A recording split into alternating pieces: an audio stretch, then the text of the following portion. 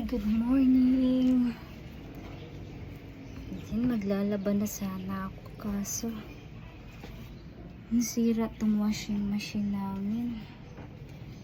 And may umaalog-alog sa ilalim. Malakas yung parang kabog-kabog. Makabog. So ang ginawa ko, binaklas ko itong sa likod.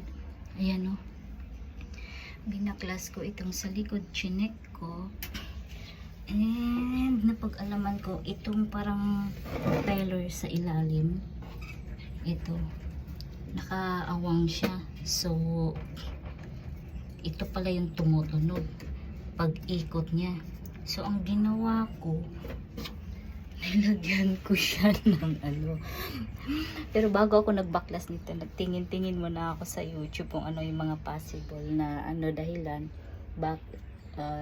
bakit nagkakaproblema yung washing machine.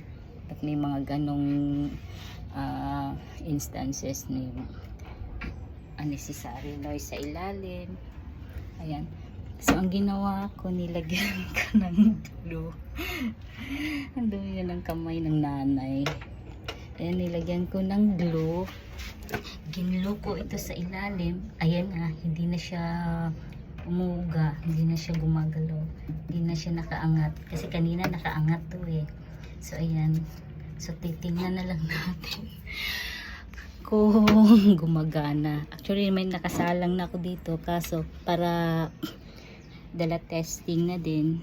So i-start ko na ito.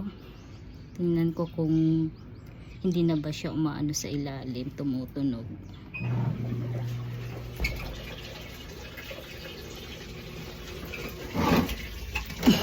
Ayan.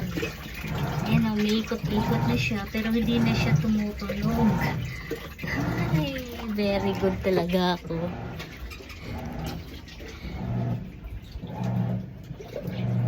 Ayan, ang galing. Yan lang pala. Kala ko katapusan na. Problema ako kasi dalawang basket na yung labahan namin. Diyos ko.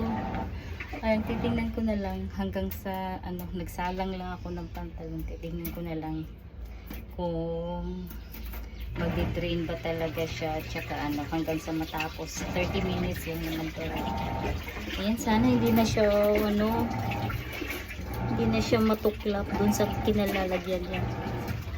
So pag okay na siya, ayan, ibabalik ko na naman ito dyan, nakaganyan.